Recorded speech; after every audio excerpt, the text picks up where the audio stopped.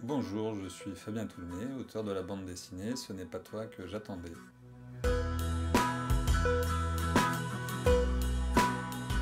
Alors mon parcours, en fait je suis ingénieur à la base, mais depuis tout petit je fais de la bande dessinée, j'ai envie de faire de la bande dessinée. Sauf que les hasards de la vie, enfin les non-choix dans la vie ont fait que j'ai commencé par faire de l'ingénierie. Et puis à un moment donné, je me suis dit, allez, lançons-nous dans la bande dessinée. À l'époque, j'habitais à l'étranger, j'habitais au Brésil, et puis je suis revenu m'installer en France pour m'y mettre sérieusement. Ce n'est pas toi que j'attendais, c'est un livre qui raconte l'arrivée de ma deuxième fille, qui s'appelle Julia, et qui est née porteuse d'une trisomie, mais une trisomie 21 qui n'avait pas été détectée pendant la grossesse.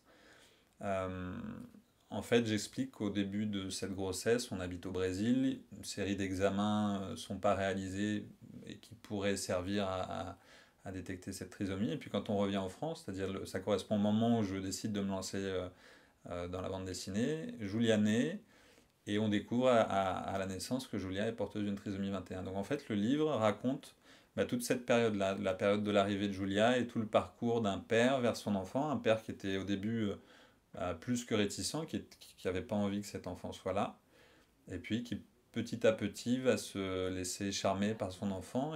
Alors pourquoi ce titre? Parce que, alors déjà, c'est un titre qui est extrait d'une phrase que je dis dans le cours du récit, où en fait ça correspond un peu à un moment charnière où je suis toujours un petit peu dans une phase de...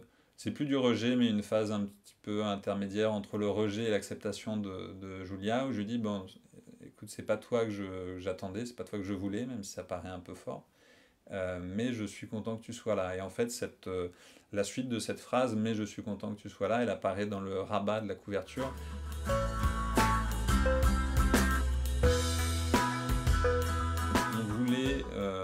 Avec l'éditeur, enfin moi d'abord j'avais envie de couleurs un peu douces, quelque chose qui viendrait simplement rythmer le récit sans forcément faire des couleurs, des vraies couleurs au sens des aplats de couleurs plus réalistes, on va dire. J'avais simplement voulu donner une ambiance, donc voilà, des tons camailleux, et après en discutant avec l'éditeur, on s'était dit que c'était peut-être pas mal de rythmer les différents chapitres avec des tonalités différentes et essayer de faire correspondre ces tonalités à l'esprit de chaque partie du livre. Par exemple, quand on m'apprend la trisomie de Julia, des couleurs un peu plus rouges, des choses un peu violentes quoi, qui secouent. Donc voilà, c'était dans cette direction-là qu'on voulait aller.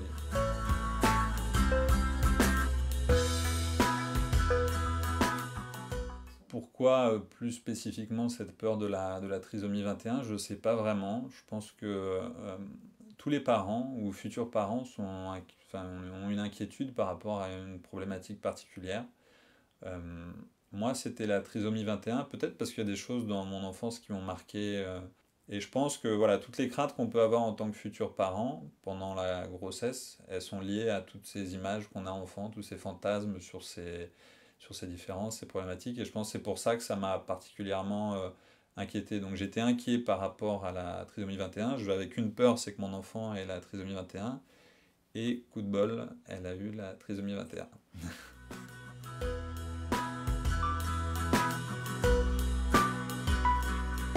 J'ai eu tellement de témoignages super touchants de gens qui me disaient par exemple, moi mon enfant vient de naître il y a 2 semaines et j'ai découvert qu'il était trisomique, et la première chose à laquelle j'ai pensé quand il est né, c'est de lire votre livre parce que ça m'a soulagé. Ou alors de professionnels, genre des sages-femmes qui me disaient ça a changé ma manière de travailler, d'aborder la question d'annoncer le handicap aux jeunes parents, ou même de gens qui n'étaient pas du tout concernés et qui disaient mais moi en fait c'est vrai que j'ai jamais vraiment compris ce que ça impliquait être parent d'un enfant handicapé. Et voilà, tout ça a été très très intéressant, impressionnant et touchant de recevoir tous ces mails. Je continue encore à en recevoir un an après la sortie. Quasiment tous les jours on m'écrit des messages et ça fait plaisir.